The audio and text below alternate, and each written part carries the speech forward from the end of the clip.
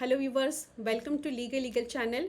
हम भारतीय न्याय संहिता के right of private defence से रिलेटेड सीरीज़ देख रहे हैं।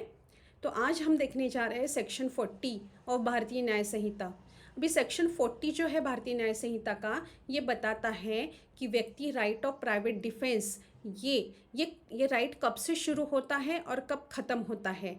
ठीक है, तो ये जो है ये सेक्शन 40 में बताया गया है। Commencement and continuous of right of private defence of body. तो ये राइट कब स्टार्ट होता है, हाँ, और कब एंड होता है। कमेंसमेंट एंड कंटिन्यूस यानी ये राइट जो है प्राइवेट डिफेंस का, ये कब शुरू होता है और ये कब तक रहता है। तो ये जो है ये सेक्शन 40 में बताया गया है। तो इसमें स्पेशली ये बताया गया है कि जब व्यक्ति के ऊपर अटैक होता है, imminent threat to his life या ग्रीवियस हर्ट होने का डेंजर, जैसे इमिनेंट जो भी है डेंजर टू हिज लाइफ उसको लगता है, तो वो टाइम पे जो है ये राइट ऑफ प्राइवेट डिफेंस ये शुरू होता है। और जब तक उसको वो डेंजर लगता है, जब तक उसकी जान को खतरा है ऐसा लगता है, तब तक जो है ये राइट ऑफ प्राइवेट डिफेंस जो है वो लागू होता है। कि फॉर एग्जांपल सपोज़ कि ए जो है उसका, सपोज़ एक व्यक्ति के घर में कुछ लोग घुस के आते हैं और ऐसे टाइम पे सपोज़ ए जो है ये खुद को बचाने के लिए, घर वालों को बचाने के लिए इन पे अटैक कर देता है। कुछ लोग भाग जाते हैं, कोई रह जाता है और इसको ये मारता है। तो यहाँ पे जो है वो राइट ऑफ प्राइवेट डिफेंस वो अप्लाई कर सकता है, क्योंकि ये सारी सिचुएशन जो है ये क्या है, ये वो पूरी एक ही सिचुएशन है जब ये थ्रेट क्रिएट हुआ है। अभी सपोज ये सब हो गया, कुछ दिन बाद अगर ये व्यक्ति उसको रास्ते में कहाँ बाहर मिला और ये जो है ए उसका बदला लेने के लिए उसको मार रहा है, तो फिर ऐसे नहीं चलेगा, ये ऑफेंस रहेगा। यहाँ पे जब वो मारेगा तो यहाँ राइट ऑफ प्राइवेट डिफेंस जो है वो एप्लीकेबल नहीं होगा। ठीक है, तो ये राइट ऑफ प्राइवेट डिफेंस भी कब शुरू होगा और कब तक रहेगा, जब तक कि इमिनेंट डेंजर जो है उसकी लाइफ को, ठीक है, वो रहेगा, या फिर थ्रेट टू बॉडीली इंजरी या उसकी जान जा सकती है, ग्रीवियस हर्ट हो सकता है, ये सिचुएशन जब तक रहेगी तब तक ही वो right of private defence use कर सकता है, उसके बाद में नहीं। The right of private defense of a body commences as soon as reasonable apprehension of danger to the body arises from an attempt or threat to commit the offense through the offense may not have been committed, and it continues as long as such apprehension of danger to the body continue। ठीक है, जब तक ये danger है तब तक ये right of private defence जो है यूज़ कर सकते हैं।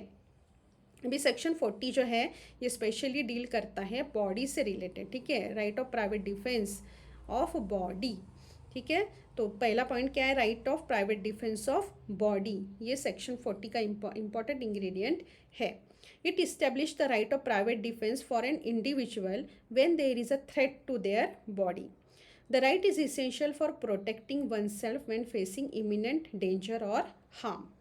सेकेंड है कमेंसमेंट ऑफ राइट, ये कब कमेंस होता है। The right to defend oneself begin as soon as there is a reasonable apprehension of danger to the body. This means that an individual does not need to wait until an offense has been fully committed to act in self-defense. The apprehension of an imminent threat is enough to initiate the right. So for example, X है और ये Y व्यक्ति है। Y जो है ये, इसने x को कहा, गन निकाल के ये इसको क्या बोला कि मैं तेरी जान ले लूँगा, और ऐसे करके ये उसकी तरफ बढ़ रहा है, एक्स की तरफ। अभी एक्स तो वेट तो नहीं करेगा ना कि ये वाई कब उसके ऊपर गोली चलाएगा फिर मैं बचाऊँ, नहीं, एक्स जो है वो नेसेसरी एक्शन लेगा। ये हो सकता है कि उसकी तरफ अगर नीचे पत्थर पड़े तो उसके ऊपर पत्थर फेंकता है और खुद को बचाने की कोशिश करता है, या फिर वाई जो है उसके ऊपर गन लेके उसके पास खड़ा है और एक्स जो है वो उसको पुश करेगा, या उसको जो भी लगता है वो टाइम पे वो सडनली खुद की जान बचाने के लिए जो भी एक्ट करेगा, तो यहाँ पे जो है वो सेक्शन 40 के अंतर्गत जो है उसको प्रोटेक्ट वो खुद को करेगा। तो ये सारी जो सिचुएशन है, ये सारी जो सिचुएशन क्रिएट हो जाएगी वो टाइम पे एक्स जो खुद की जान बचाने के लिए एक्ट करेगा, तो वो जो है वो प्राइवेट डिफेंस कहलाएगा, क्योंकि ये जो है ये सारा इमिनेंट थ्रेट जब उसको क्रिएट हो गया है वही वाले टाइम पे जो है वो ये एक्ट कर रहा है, बाद में नहीं, वही टाइम पे कर रहा है। Reasonable apprehension refer to the belief that a person has regarding the likelihood of harm. It must be based on the circumstances that would cause reasonable person to fear for their safety. This could be due to an attempt or threat to commit an offense even if the offense is not carried out. अभी उसने उसको बोला कि मैं तेरी जान ले लूँगा और गन लेके उसके सामने आके खड़ा रह गया, तो यहाँ पे भी जो है वो राइट ऑफ प्राइवेट डिफेंस जो है वो शुरू हो जाता है। अभी कंटिन्यूएशन ऑफ राइट कहाँ कब तक कंटिन्यू रहता है? The right of private defence continue as long as apprehension or threat to the body persist. जब तक कि ये जो धोखा है, जब तक ये डेंजर वहाँ पे रहेगा, उसको जब तक लगेगा तब तक वो right of private defence use कर सकता है। Although BNS 40 give individual the right to protect themselves, the force used in a self-defense must be कैसा होना चाहिए? Proportionate to the threat। वो तो मेन कंडीशन है जो कि 37 में भी डिफाइन की गई है कि वो रिजनेबल, जो भी फोर्स है वो रिजनेबल होना चाहिए, प्रोपोर्शनेट होना चाहिए। The right does not justify excessive or unnecessary force beyond what is required to neutralise the immediate danger. Example देख लेते हैं। X aggressively approached Y with a knife saying I will kill you but has not yet attack, अभी तक attack नहीं किया है, फिर भी यहाँ पे राइट ऑफ प्राइवेट डिफेंस शुरू हो जाता है। Y जो है इसका राइट ऑफ प्राइवेट डिफेंस शुरू हो जाता है। Y does not have to wait for X to stab him. Y can take defensive action immediately like pushing X away, grabbing an object to protect himself or even using force to stop X। वो खुद की जान बचाने के लिए कोशिश करना शुरू कर देगा, इसलिए राइट ऑफ प्राइवेट डिफेंस शुरू हो जाएगा। Second example, robbery at gunpoint. A gang of robber enter Z house with a gun. Z fearing for his life fight back and overpower one robber while the other ran away. Zed had the right to defend himself while the robber posed a threat. However, if Zed chases them after they flee and attack them later, it is no longer self-defense but an offense। यानी जब तक वो threat है तब तक ही right of private defence available रहेगा। वो थ्रेट चले जाने के बाद कुछ दिन बाद अगर अटैक वो करेगा जाके कि हाँ तूने मुझ पर अटैक किया था, और वो उसको मारने की कोशिश करेगा, तो यहाँ पे right of private defence applicable नहीं होगा। और एक एग्जांपल देख लेते हैं। A group of men follow a woman making threat to harm her. Woman does not have to wait for them to physically attack. She can take defensive action such as using pepper spray, calling for help, pushing them away if necessary.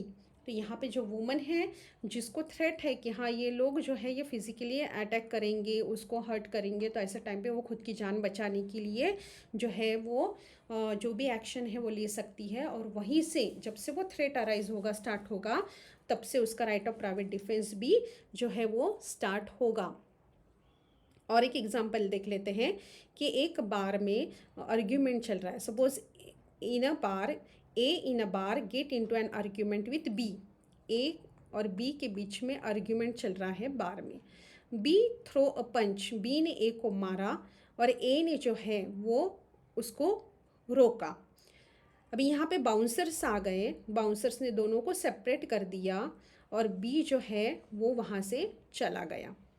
A had the right to defend himself during the attack. जब वो attack हुआ वो time पे ए को जो है वो right है प्राइवेट डिफेंस का, लेकिन उसके बाद में जब वो बी वहाँ से चला गया तो यहाँ पे जो थ्रेट था वो ख़त्म हो गया, उसका राइट ऑफ प्राइवेट डिफेंस भी यहाँ पे ख़त्म हो गया। However, if A later find B outside and attack him, it is not a self-defense but an act of revenge। उसके बाद कुछ दिन बाद अगर सपोज बी जो है उसको रास्ते से चलता हुआ दिखा ए को, ए जाके बी के ऊपर अटैक करेगा, बी को मारेगा और फिर कहेगा कि मैंने तो राइट ऑफ प्राइवेट डिफेंस में ही किया, तो यहाँ पे वैसा चलेगा नहीं। इसलिए ये जो कंडीशन है ये बहुत इम्पॉर्टेंट है कि ये राइट ऑफ प्राइवेट डिफेंस कब शुरू होता है और कब तक रहता है। The right to private defence start the moment a person has reasonable fear of danger even before actual attack. जैसे ही फियर स्टार्ट हो जाता है वहाँ से जो right of private defence start हो जाता है। Right continue as long as danger exist and cease once the threat is over. ये जो है राइट कब तक रहेगा, जब तक डेंजर है तब तक रहेगा, और ये जो राइट है ये ख़त्म हो जाएगा जब वो जो थ्रेट है वो ख़त्म हो जाएगा तभी। Action taken after the danger has passed are no longer consider self defence. अगर वो कोई डेंजर ही नहीं है और बाद में अगर वो एक्ट करता है तो वहाँ पे जो है ये सेल्फ डिफेंस का एक्ट नहीं कहलाएगा। And force use must be proportionate to the level of threat. ये तो सबसे इम्पॉर्टेंट चीज़ है जो 37 में भी कही गई है कि ये जो फोर्स है कैसा होना चाहिए, प्रपोर्शनेट होना चाहिए। किससे प्रपोर्शनेट होना चाहिए, जो थ्रेट है उससे प्रपोर्शनेट जो है वो एक्ट किया जाना चाहिए।